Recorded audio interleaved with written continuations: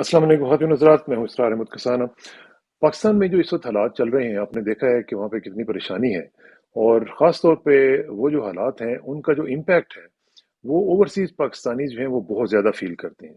हम अक्सर आपसे बताते रहते हैं कि जो भी लोग बाहर रहते हैं वो पाकिस्तान के मुतालिक बहुत ज़्यादा मुतफक्र होते हैं। जो अंदर रहने वाले लोग हैं वो तो देख रहे होते हैं सब कुछ, लेकिन जो बाहर होते हैं उनको ज़्यादा फिक्र लायक होती है कि हमारे मुल्क में क्या हो रहा है, वहाँ पे क्या हालात चल रहे हैं।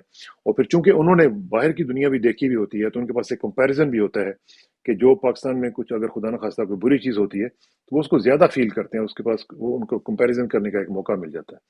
तो अभी रिसेंटली हमने देखा कि ख्वाजा आसिफ साहब वगैरह ने और दूसरे लोगों ने ओवरसीज़ पाकिस्तानी के मुतालिक मुख्तलिफ अल्फाज आपको मालूम है कि जो कहे थे, और बहुत ही नेगेटिव अल्फाज उन्होंने कहे थे। अब मैं दोहराना नहीं चाहता हूँ, लेकिन उससे कोई इम्पैक्ट अच्छा नहीं गया पूरे ओवरसीज़ पाकिस्तानीज में।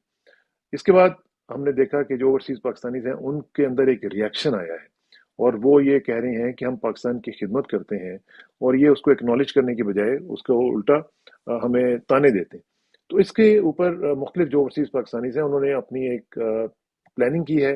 उन्होंने ये प्लान बनाया है कि 1000 जो लोग हैं वो मुख्तलिफ इलाकों से, मुख्तलिफ ममालिक से पाकिस्तान लेके जाए जाएं, और ये जो फियर फैक्टर है पाकिस्तान में अंदर, जो ह्यूमन राइट्स वायलेशंस हो रही हैं, जिस तरीके से लोगों को वहाँ पे इनकार्सरेट किया जाता है, इनको थोड़ा सा ज़रा काउंटर किया जाए, और वो जो लोगों में खौफ की फिजा है उसको दूर करने में अपना रोल प्ले किया जाए।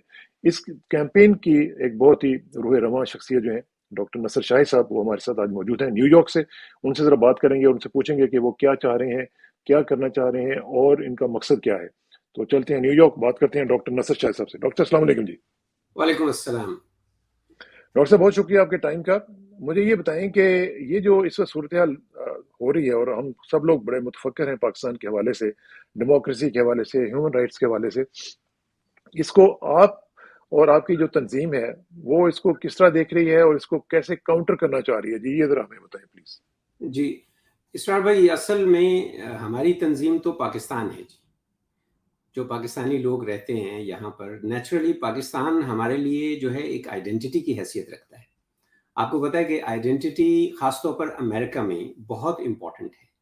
यानी हर आदमी को सिर्फ अमेरिकन नहीं समझा जाता यहाँ पर। यहाँ को हर कोई जो है किसी एक आइडेंटिटी के साथ रह रहा है।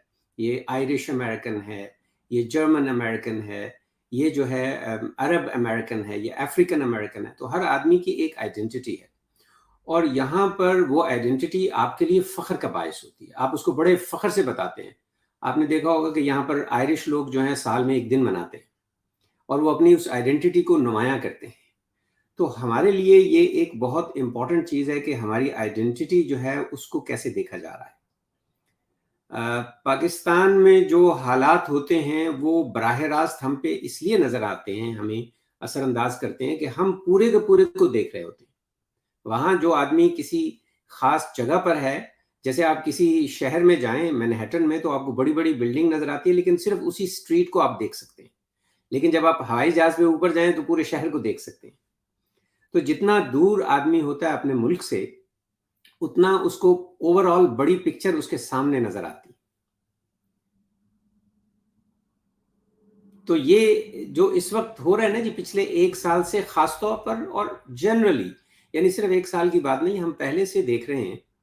और उसमें हमें हमेशा जो अगलीनेस है या जो डिविएशंस फ्रॉम द नॉर्म है, वो बड़ा ओपन होके, क्लियर होके नज़र आती है, हमें मैग्नीफाई होके नज़र आती है। तो हमें किसी को बताने की ज़रूरत नहीं है कि किसका कसूर है, किसका कसूर नहीं है, इसलिए कि जब आप इन मुल्कों में आते हैं, और जैसे इन मुल्कों में आपको स्ट्रगल करना पड़ती है फ्रॉम स्क्रैच। मैं 40s में यहाँ पर एंटर हुआ हूँ, मैंने स्टार्ट ज़ीरो से किया है।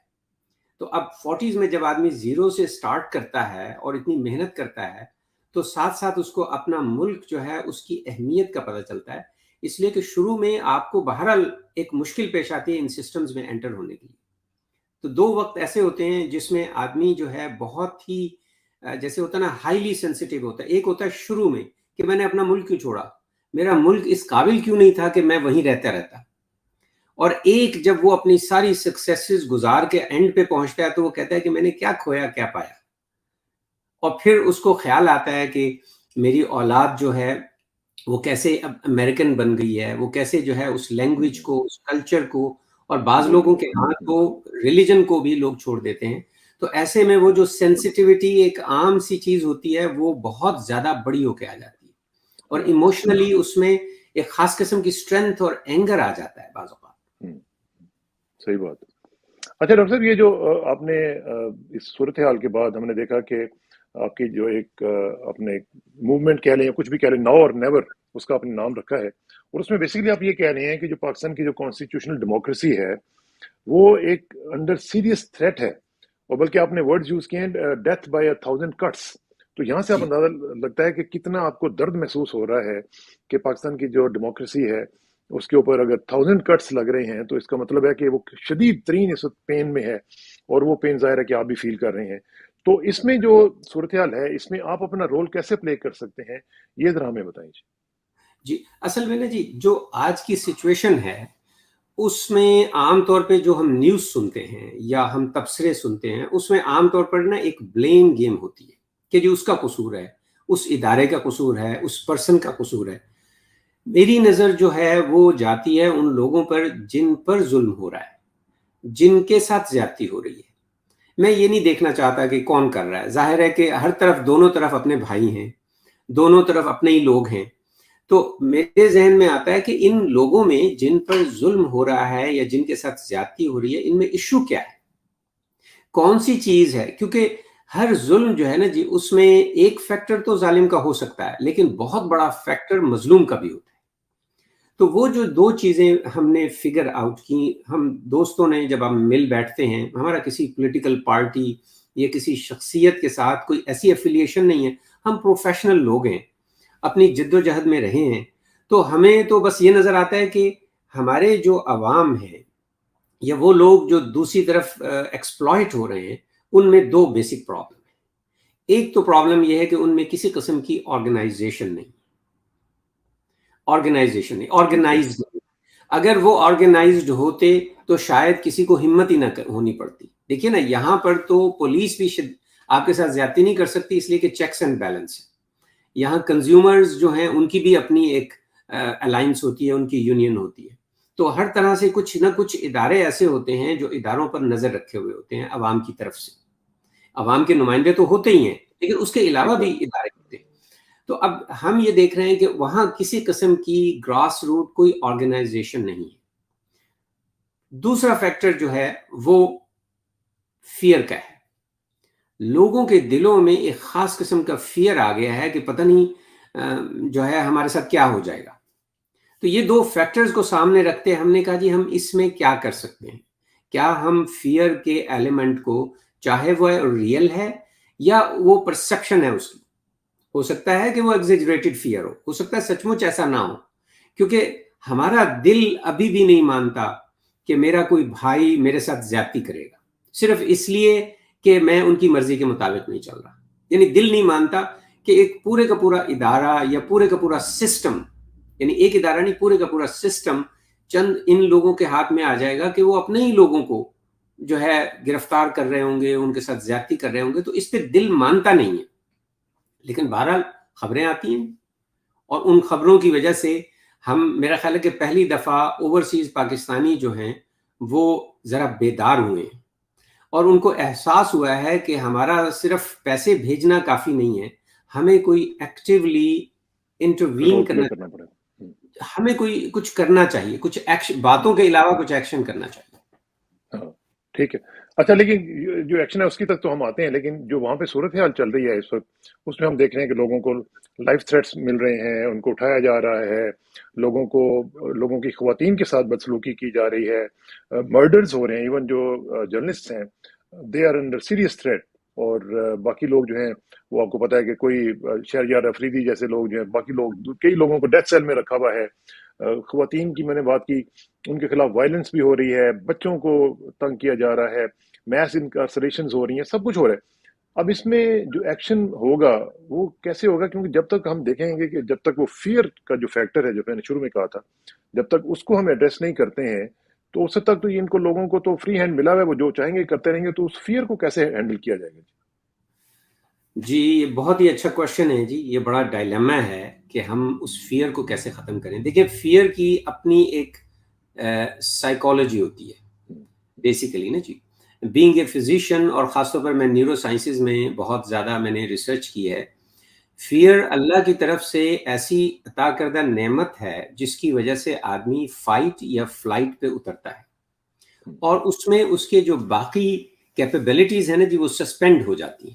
مثلا آپ جنگل میں جا رہے ہیں اور اچانک شیر آ گیا ہے تو اب یا تو اس سے آپ لڑیں گے یا بھاگیں گے تو پورا آپ کا باڈی کا سسٹم، آپ کی جو برین کی ایکٹیویٹی ہے وہ ساری کی ساری، آپ کی ہارمونل ایکٹیویٹی وہ اس ڈائریکشن میں جائے گی کہ آپ کے باقی دوسرے کام جو ہیں وہ سسپینڈ ہو جائیں گے. یعنی آپ کی تھنکنگ ایبیلٹی، آپ کے فوکس کرنے کی ایبیلٹی، آپ کی اخلاقی حالت، تو ہر جگہ پر فیئر جو ہے وہ اوور ویلم کر دیتا ہے. تو اس میں آپ پرابلم سالور ہی نہیں رہتے. اگر پوری قوم جو ہے اس میں شامل ہو جائے تو وہ تو یعنی کچھ کرنے کی جوگا ہی نہیں ہوگا، وہ تو ایک جیسے نم ہو جاتا ہے.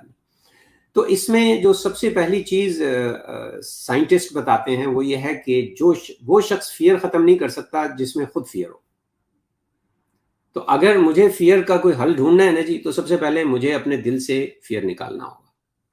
مجھے یہ سوچنا ہوگا کہ اچھا زیادہ سے زیادہ کیا ہو سکتا ہے، کم سے کم کیا ہو سکتا ہے. مجھے اپنے دل سے فیئر نکالنا ہوگا. اور الحمدللہ اگر میں پاکستان کی مٹی سے پڑھ کر، پاکستان کی مٹی میں ریز ہو کر، سارا جو کچھ میری آئیڈینٹی، جو کچھ میں ہوں وہ پاکستان کی وجہ سے ہوں. یعنی دیکھیے نا یہاں میڈیکل کالج میں پڑھنے کے لیے آپ کو $500,000 تو خرچ کرنا پڑتا ہے اور پھر اس کے بعد پتہ نہیں کیا. پاکستان نے ہمیں آلموسٹ فری میں پڑھا دیا اور پاکستان نے ہمیں وہ اسکل دے دی، نام دے دیا. اب اس کے بعد کیا میری ذمہ داری نہیں ہے؟ چھوڑیے اس کو کہ کون کیا کر رہا ہے، یہ تو بات کی بات ہے. اس میں تو اصل ایشو یہ ہے کہ کیا میری ذمہ داری نہیں ہے؟ کیا صرف ایک دو بندوں کی ذمہ داری ہے پاکستان میں کہ وہ کھڑے ہوں؟ میری بھی اتنی ہی ذمہ داری ہے، میرا اتنا ہی حق ہے اور ریسپانسبلٹی ہے کہ میں پاکستان کے ایشوز کو دیکھوں اور اپنی سی کوشش کروں. تو جب یہ ریسپانسبلٹی آتی ہے نا جی تو میرے دل سے تو فیئر ختم ہو جاتا ہے. If I feel that responsibility, اگر پورے کے پورے سسٹم کی خرابی ہے اور اس میں میری 1 ملینتھ ریسپانسبلٹی ہے تو مجھے اس ریسپانسبلٹی کو ریئلائز کرنا ہے.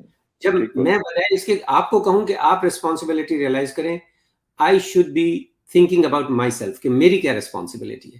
میں اپنے ایک دوست کو بتا رہا تھا، میں نے کہا یار ایک ایسا فقرہ جس میں آخر میں چاہیے آئے تو وہ نہیں بولنا آپ نے، سوائے اس کے کہ اپنے لیے کیا چاہیے ہو. فلاں کو یہ کرنا چاہیے، فلاں کو یہ کرنا چاہیے، ہمارے ان لوگوں کو ٹھیک ہونا چاہیے، ہمارے ججز کو ٹھیک ہونا چاہیے، ہمارے علماء کو ٹھیک ہونا چاہیے. اس کی بجائے آپ یہ سوچو کہ میں نے کیا کرنا ہے. That's the only way ہم اس فیئر کو اپنے دل سے ختم کر سکتے ہیں. بالکل صحیح بات. اچھا یہ جو فیئر ہے اسی کو ختم کرنے کے لیے آپ نے جو ابھی آپ نے ایکشن کی بھی بات کی تھی اور اس میں جو معاملات ہیں، ایک تو یہ ہے کہ ہم کئی دفعہ دیکھتے ہیں کہ ایک ایکٹیو ریزسٹنس ہوتی ہے، ایک پیسیو ریزسٹنس بھی ہوتی ہے. تو یہ جو آپ کا پلان ہے کیا یہ ایکٹیو ریزسٹنس میں آتا ہے، پیسیو میں آتا ہے، اور یہ پلان ہے کیا؟ آپ کس طرح جس طرح فیئر آف فیکٹر جو ہے وہ جو فیکٹر آف فیئر ہے وہ کیسے آپ اس کو نکالیں گے جو اس وقت ہمیں پاکستان میں پوری کی پوری باڈی پالیٹک جو ہے اس میں ہمیں نظر آ رہا ہے، خاص طور پہ جس سے بھی ہم بات کرتے ہیں. میں ابھی بھی تھوڑی دیر پہلے کچھ لوگوں سے بات کر رہا تھا تو وہ بھی یہی کہہ رہے تھے کہ یار ہم بات کیسے کریں، باہر نکلتے ہیں کوئی پکڑ کے لے جاتا ہے، ہمیں پتہ نہیں چلتا، رات کو 2-3 بجے پولیس والے آ جاتے ہیں، ویگو ڈالے آ جاتے ہیں اور وہ اٹھا کے لے جاتے ہیں. تو یہ اس کو پھر آپ کیسے ٹیکل کریں گے؟ جی دیکھیں جی پیسیو اور ایکٹیو کا تو مجھے نہیں پتا. جب بھی کوئی ایکشن آپ کرتے ہیں نا جی، جو ایموشنل سٹیٹ ہوتی ہے جب کوئی آپ ایکشن کرتے ہیں تو وہ ایموشنل سٹیٹ کو آپ مینج کر سکتے ہیں. اگر آپ کے اندر فیئر ہے اور آپ ایک چھوٹا سا ایکشن کر لیتے ہیں تو وہ اس کو مینیج کر سکتے ہیں. تو اس میں یہ ہے کہ اب ہم اوورسیز پاکستانی الحمدللہ اس پوزیشن میں ہے کہ ہم فریلی بات کر سکتے ہیں. مجھے کسی چیز کا ڈر نہیں ہے، میں بات کر سکتا ہوں. اچھا اس کے بعد بات کرنے کے بعد اگلی بات یہ ہے کہ میں اپنے پیسے خرچ کر سکتا ہوں. پھر یہ ہے کہ میں اپنے دوسرے دوستوں کو، ہم لائک مائنڈیڈ لوگوں کو کنیکٹ کر سکتا ہوں. تو میرا خیال یہ ہے کہ اگر اوورسیز پاکستانی ذرا تھوڑے سے آرگنائز ہو کر، ان آرگنائز کراؤڈ نہیں چلے گا. پوری دنیا کا ایک مسلمہ اصول ہے کہ اگر آپ نے ان آرگنائزڈ ہو کر کام کیا تو اس کا امپیکٹ نہیں ہوگا. نہیں ہوگا. ہم جی تو ہم جو ہے مختلف جگہوں سے 8-10 آدمی ہر جگہ سے 8-10 ہم نے ایک رکھا ہوا ہے ایک فوکل پوائنٹ سے 20 لوگ اٹھانے ہیں. اب ایک مثلا میں لانگ آئیلینڈ میں رہتا ہوں, یہاں 20 لوگ تو ایسے ہیں جو آج ہر حال میں پاکستان جانے کے لیے تیار ہیں کسی وقت. اتنا جذبہ ہے ان میں. یعنی یہاں پر کوئی 100,000 فیملیز ہیں. نارتھ ایسٹ میں جو امریکہ میں پاکستانیوں کی کانسنٹریشن ہے, نارتھ ایسٹ کا مطلب ہے نیو یارک, نیو جرسی اور کنیکٹیکٹ, واشنگٹن تک, یہاں پر میکسیمم کانسنٹریشن ہے. تو اگر 100,000 فیملیز صرف لانگ آئیلینڈ میں رہتی ہیں تو اس میں سے 20 لوگ تو جانے کے لیے تیار ہیں, لیکن اتنے ہی لوگ آسٹریلیا میں جانے کے لیے تیار ہیں.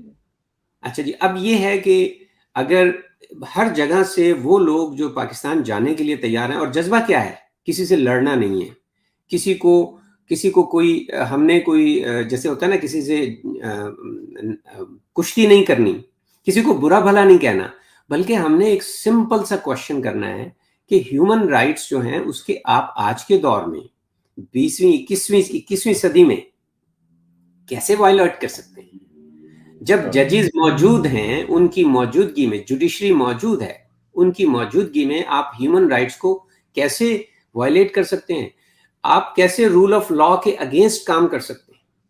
ہمارا ایک انوسنٹ سا کوشچن ہے کہ ایک ہی شخص پر 5 FIR کس لیے کٹ رہی ہیں, کون ہے وہ شخص, آئے نا وہ شخص ذرا ہمیں بتائے. ہم چاہتے ہیں کہ وہ آ کے ہمیں بتائے کہ ہمیں فلاں شخص سے یہ شکایت ہے, ہو سکتا ہے ہم اس کی ہیلپ کر دیں. تو یہ آج کے دور میں جہاں سوشل میڈیا موجود ہے, جہاں ہر چیز جو ہے بہرحال ہر طرف آ رہی ہے, لوگ بات تو کر رہے ہیں. اچھا فرض کر لیجئے کہ لوگوں کو دبا لیا گیا, اس سے کیا ہوگا, اس سے کوئی اکانومی تو ٹھیک نہیں ہوگی, اس سے کوئی انسٹیٹیوشنز تو ڈیولپ نہیں ہوں گے. تو اس لیے میرا خیال یہ ہے کہ ہمارا کنیکٹ ہو کر پاکستان میں آنا, اصل میں ہم نے نا جی ایک سکیل بنائی ہے. سکیل ہے 0 to 10. 0 ہے کہ جو کام بھی ہم کہیں, مثلا میں کسی کو برا بھلا کہتا ہوں, اس کا آؤٹ کم کیا ہے, 0, اس کا کوئی فائدہ نہیں.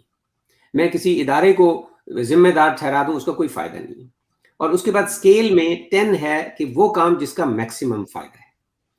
تو ہم نے اندازہ لگایا ہے کہ جتنی بھی کام ہم کرتے ہیں یہاں پر اوورسیز پاکستانیوں میں, جیسے ہم اپنے سینیٹر سے, کانگریس مین سے, پولیٹیشین سے بات کر رہے ہیں, ہم پروٹیسٹ کر رہے ہیں, ہم کہیں لکھ رہے ہیں, سوشل میڈیا میں کمیونیکیٹ کر رہے ہیں, ان سارے کاموں میں سب سے زیادہ جو فیئر کو ختم کر سکتا ہے وہ ہمارا خود سے پاکستان جانا, اور پاکستان میں جا کر کوئی ایسا فنکشن کرنا جس سے ہم لوگوں سے ملیں اور لوگوں سے براہ راست بات کریں, کوشچن کریں, اپنے کنسرن بتائیں, اپنا دکھ بتائیں کہ ہمیں کتنا دکھ ہو رہا ہے پاکستان کی اس حالات میں.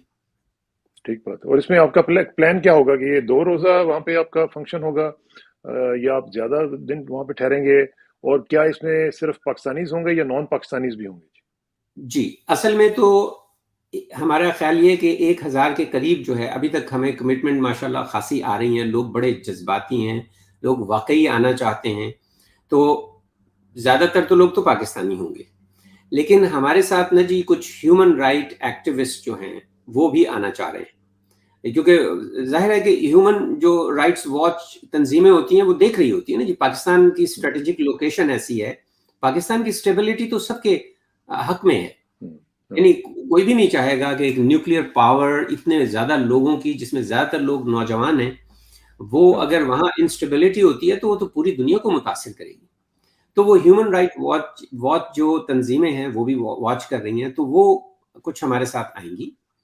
اور اس کے علاوہ انٹرنیشنل میڈیا کے کچھ لوگ جو ہیں وہ ہمارے ساتھ ایک کمپنی کر رہے ہوں گے.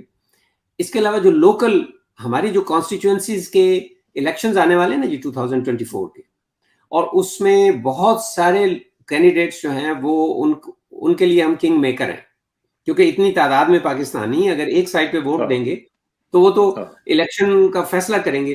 اور یہاں جب سینیٹر اور کانگریس مین الیکشن لڑ رہا ہوتا ہے نا جی, وہ باقی سارے فلسفوں کو بھول جاتا ہے. بھول جاتا ہے, صحیح بات. کیونکہ اگر اس نے جیتنا نہیں ہے تو پھر وہ آؤٹ آف دا گیم ہے. تو اس وقت تو وہ ہر چیز کر لیں گے جب انٹرنیشنل میڈیا کی ساری نظریں ہم پر لگی ہوں گی, اور ہم پاکستان میں ہیومن رائٹس پر کنونشن کر رہے ہوں گے, جس میں ہم ہر ایک کو دعوت دیں گے کہ آئیں آپ ذرا ہمیں ایکسپلین کریں, صحافیوں کو, ججز کو, بار کو, ہم جو ہے اداروں کو کہیں گے کہ آئیں آپ ذرا ہمیں بتائیں کہ کس کا کیا مطلب ہوتا کیا وجہ ہے، ہے؟ ہیومن رائٹس کو آپ کیسے وائلیٹ کر سکتے ہاں، ہیں؟ یعنی اور ہیومن اسپیشلی ہیومن رائٹس کے ساتھ ساتھ ویمن رائٹس بھی ہیں. پھر ڈسیبلٹی کے بھی دیکھیں نا، جو ہمارے کئی لوگوں کو جو ڈسیبل تھے، ایک خاتون جو جس طریقے سے اس کو اٹھا کے پھینکا گیا، اور پھر ذلے شاہ کا بھی ایک واقعہ ہوا، جو کووننٹ آف ڈسیبل ہے، یہ بھی ایک یو این کے چارٹر کے اندر آتا ہے، تو اس کو بھی میرا خیال ہے دیکھنا چاہیے. دیکھیے جی، آج کے دور میں اگر آپ نے کسی قوم کی سویلائزیشن کو دیکھنا ہو نا جی، تو چند کرائٹیریا ہیں بڑے کلیئر. وہ اپنے ڈسیبل اور کمزور لوگوں کے ساتھ کیا کرتی ہے. یہاں پر آپ کوئی گھر، میں نے ایک چھوٹا سا آفس بنایا ہے، اگر اس میں ڈسیبلٹی کے لیے میں سلوپ نہیں بناتا نا تو منظوری نہیں ملے گی مجھے. اگر میں نے کوئی ایسا دروازہ بنا دیا جس میں سے ویل چیئر نہیں گزر سکتی، تو میرا پورا آفس جو کہ ٹاؤن کو بزنس دے گا، جو بہت سارے لوگوں کا کیئر کرے گا، مجھے اجازت نہیں مل سکتی. ڈسیبلٹی کو تو اتنی زیادہ ڈسیبلٹی، بچے، خواتین اور ایلڈرلی لوگ، ان کے متعلق تو یہ ہمیں بتایا گیا ہے، یہاں پر ہماری ٹریننگ ہے کہ ہم ان کا ابیوز سنیں تو فوراً اسٹیٹ کو بتائیں. ہاں، اسٹیٹ ان کی ریسپانسبلٹی لیتی ہے. جو صحیح کمزور بات. سیکشن، بیسیکلی اسٹیٹ کا اور کیا فنکشن ہاں، ہے، صحیح بات. جوان آدمی تو اپنے لیے کام کر لیتا ہے. تو کر لیتا. یہ چیزیں تو جی ان کا کوئی جسٹیفیکیشن نہیں ہے. کوئی ٹھیک ہے. بھی جتنی چیزیں نیریٹیوز میں ہمیں بتائی جا رہی ہیں وہ ہاں. بچوں والی باتیں لگتی ہیں. اچھا، یہ بتائیے گا کہ لاجسٹکس کا بھی ایک بہت بڑا ایشو ہوگا، کیونکہ اگر 1,000 لوگوں کو وہاں پہ آپ نے لے کے جانا ہے، وہاں پہ ان کو ٹھہرانا، ان کا بندوبست کرنا، پھر اس کی ظاہر ہے کاسٹ وغیرہ بھی ہوگی، تو یہ کس طرح ہوگا؟ اس کا بھی ذرا تھوڑا سا ہمیں بتائیں، اور کون بیئر کرے گا جی یہ سارا کچھ؟ جی، اصل میں جی الحمدللہ Pakistani all over the country, خاص طور پر ڈیولپڈ کنٹریز میں بڑے ویل آف ہے. یہاں ایک اوبر ڈرائیور بھی جو ہے وہ انف ہوں، کما لیتا ہے. اور چونکہ اب لوگ ڈر کے مارے پاکستان میں اپنے ریمیٹنسز نہیں بھیج رہے، ہوں، اور تقریباً ہر دوسرا آدمی جو ہے پاکستان میں سال میں ایک دفعہ تو جاتا ہی ہے، ہاں، اپنے ذاتی غرض سے تو جاتا ہی ہے، تو یہ اس کا سال کا ٹور ہو جائے گا. تو ہر آدمی اپنے پیسے خود خرچ کرے گا. کچھ لوگ ایسے ہوں گے جن کا پارشل، جو اگر وہ پوری طرح نہیں خرچ کر سکتا یا ابھی آیا پاکستان سے دوبارہ جانا چاہ رہا ہے، تو ہم ہوں، دوستوں نے کہا ہے کہ ہم آپ کا جو ہے نا وہ کمپنسیٹ کر دیں گے. اس کے علاوہ ہوں، ذرا تھوڑا سا ہمیں اپنی جو نارمل روٹین ہوتی ہے نا ریکریشن والی، اس سے ہٹنا پڑے گا. ہمیں ذرا سمپل جگہ پہ بھی ہو سکتا ہے رہنا پڑ جائے. ہاں، ضروری نہیں کہ ہم پی سی میں ہی جا کے ٹھہریں. تو میرا نہیں خیال کہ پاکستان کی زمین پہ ہم کہیں بھی رہ سکتے ہیں جی، کہیں بھی رہ الحمدللہ. سکتے ہیں. ہاں. دیکھیں محبت جو ہے نا جی وہ آپ سے ہر کچھ کروا لیتی ہے. میں جو لوگوں میں ہوں، جذبہ دیکھ رہا ہوں ہوں، گراس روٹ لیول پر، میں نے ایسا پچھلے 30 سالوں میں پاکستانی کمیونٹی کے ساتھ میں مسلسل کام کر رہا ہوں جی، پچھلے 20-25 سالوں سے. میں یہاں کی ماشاء ایک بہت بڑی مسجد جو لانگ آئیلینڈ کی سب سے بڑی مسجد ہے اس کا پریزیڈنٹ ہوں، اور اللہ. لوگوں کے ساتھ کمیونٹی کے ساتھ ہمارا کام رہتا ہے. پھر ایز اے فزیشین آپ کے ساتھ جب کسی کو، میں پین ڈاکٹر ہوں، تو آپ کو پتا ہے کہ ہمارے یہاں پین تو تقریباً ہر دوسرے بندے کو ہوتی ہے، اور اگر اس کو نہیں ہوتی بالکل. تو اس کے گھر میں ابا جی کو ہوتی ہے. تو ہوں، لوگوں کے ساتھ کام کرتے ہوئے میں نے کبھی اس طرح اوورسیز پاکستانیوں میں کنسرن، غصہ، فرسٹریشن اتنی زیادہ نہیں دیکھی. ٹھیک بات. اور یہ بہت بڑا لاس ہوگا کہ اس انرجی کو جو اس وقت پاکستانیوں میں پایا جاتا ہے اس کو ہم چینل نہ کر سکیں، ہوں، ہم ان سے صحیح فائدہ بات. نہ اٹھا سکیں. فائدہ کیا ہے؟ پاکستان کی اکنامکس کے لیے یہ اوورسیز پاکستانی ایک وائٹل کردار ادا کر سکتے ہیں، لیکن ان کو نظر تو آئے، ان کو ہاں، نظر تو آئے کہ کوئی اسٹیبلٹی ہے، ان کو نظر تو آئے کہ یہ بیسک چیزیں جن کو ساری دنیا مان چکی، اسٹیبلش کر چکی ہے. These have become the common values of human beings: human rights, rule of law, constitution. صحیح بات. اچھا ڈاکٹر صاحب، آخر میں صرف یہ مجھے بتائیں کہ ظاہر ہے کہ جو حالات اس وقت نظر آ رہے ہیں، اور جس طریقے سے پاکستان میں اس وقت ایک اندھیری رات چھائی ہوئی ہے، کوئی اگر انٹورڈ انسیڈنٹ ہوتا ہے آپ کے ساتھ یا آپ کے گروپ کے ساتھ، تو اس کے لیے آپ مینٹلی پریپیئرڈ ہوں گے؟ دیکھیے جی بالکل مینٹلی پریپیئرڈ ہوں گے، ہمیں پریپیئر ہونا چاہیے. دیکھیں چونکہ میں نے اس تحریک کو دوستوں نے مل کے کیا ہے تو یہ ہماری ریسپانسبلٹی بنتی ہے. وہ لوگ جو ہمارے ساتھ جا رہے ہیں صرف اپنی بات نہیں ہے، اب لوگوں کی بات ہے. جو لیڈرشپ ہوتی ہے وہ اصل میں یہی ہوتی ہے کہ لوگوں کی صلاحیتوں کو سامنے لایا جائے اور لوگوں کا خیال رکھا جائے.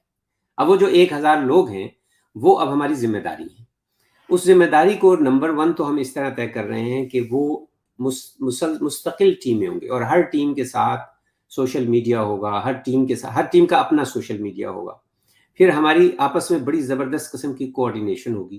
اس کے علاوہ ہمارا ہر آدمی جو آ رہا ہے اس کے پیرالل ایک آدمی ان ملکوں میں 24 آورز اس کو مانیٹر کر رہا ہوگا، اور جو یہاں کانگریس مین اور سینیٹرز ہیں اور انٹرنیشنل میڈیا ہے ان کے ساتھ آلریڈی ہم پوری طرح ان کو بتا کے جائیں گے کہ دیکھو ہم جا رہے ہیں اور اچھے ارادے کے ساتھ جا رہے ہیں، کوئی خدا نہ خواستہ ہمارا کوئی یعنی ہم نے کیا کرنا ہے، ہم نے تو آج تک شاید ہمارے ان دوستوں نے کبھی کوئی مکھی نہیں ماری، اور جب کبھی کسی کے ساتھ شاید روڈنس سے بات نہ کی ہو۔ یہ اتنے پروفیشنل اور سمپل سے لوگ ہیں، انہوں نے کسی کا کیا بگاڑنا ہے۔ تو لیکن یہ ہے کہ اگر کسی شخص کے ساتھ کوئی زیادتی ہوتی ہے، انڈیویجول ہوتی ہے، تو وہ فوراً رپورٹ ہو جائے گی یہاں پر، اور ایمبیسیز جو ہیں ان کو بھی ہم سینسیٹیو کر کے جائیں گے۔ یہ نہیں ہے کہ ہم ان پہ انحصار کر رہے ہیں۔ دیکھیے جی، بات یہ ہے کہ فیئر تو صرف اسی وقت ختم ہوتا ہے جب آپ کا اللہ پہ انحصار ہوتا ہے، لیکن جو ہمیں حکم بھی ہے کہ اپنی پریکاشنز جو ہیں ہم کریں، تو ہم اس کو سسٹمیٹک طریقے سے کر کے جائیں گے۔ اور ہمارا چونکہ اوپن ہارٹ ہے، ہمارا جو کنسرن ہے، میرا خیال یہ ہے کہ جذبے کی جو صحیح ڈائریکشن ہوتی ہے نا جی، جیسے روشنی ہوتی ہے نا جی، آپ نے اندھیرے کی بات کی، تو اندھیرے کو تو صرف روشنی ختم کرتی ہے، بے شک بے شک، اس کو برا بھلا کہنے کا کوئی خاص فائدہ نہیں ہوتا۔ تو اس کی ڈیٹس وغیرہ فائنل ہو گئی ہیں؟ پھر آپ نے جولائی میں پہنچنا ہے جی وہاں پہ؟ جی انشاءاللہ جی، ہم مڈ جولائی کا پروگرام بنا رہے ہیں انشاءاللہ۔ تو اس میں ابھی جو لاجسٹکس ہیں اس پہ ہماری ٹیمیں لگی ہوئی ہیں۔ اصل میں ہم عام لوگ ہی کام کر رہے ہیں، دیکھیں جی کوئی پولیٹیکل پارٹی تو ہے نہیں ہم، تو عام لوگ ہیں، ہاں جی، ان کو آرگنائز کرنا ہے۔ لیکن الحمدللہ یہاں جو پروفیشنلز رہ رہے ہوتے ہیں وہ ویسے ہی مینجمنٹ کو اچھی طرح، ایک بندہ جو 11 کو چلا رہا ہے نا جی، تو اس کو مینجمنٹ کا پتہ ہے، کوئی مسجد میں کام کر رہا ہے تو اس کو پتہ ہے، تو الحمدللہ وہ سکلز موجود ہیں لوگوں میں۔ اب وہ سکلز پاکستان کے لیے استعمال ہوں گی انشاءاللہ۔ انشاءاللہ۔ بہت بہت شکریہ، wish you best of luck, wish you godspeed doctor صاحب، اور وش پاکستان گاڈ اسپیڈ۔ اللہ تعالیٰ کرے کہ جو آپ کی کوشش اور آپ کی کاوش اور آپ کی خواہش ہے وہ پوری ہو سکے، اور پاکستان ایک ابھرتی ہوئی طاقت کے طور ابھرے، جس طرح کہ ہمارا خواب ہے۔ تو اللہ کرے کہ اسی طرح ہو سکے اور آپ کی کاوشیں جو ہیں وہ بر آئیں، اور امیدیں آپ کی بر آئیں۔ بہت بہت شکریہ، انشاءاللہ آپ سے رابطہ رہے گا جی۔ تھینک یو ویری مچ، السلام علیکم۔ Thank you G.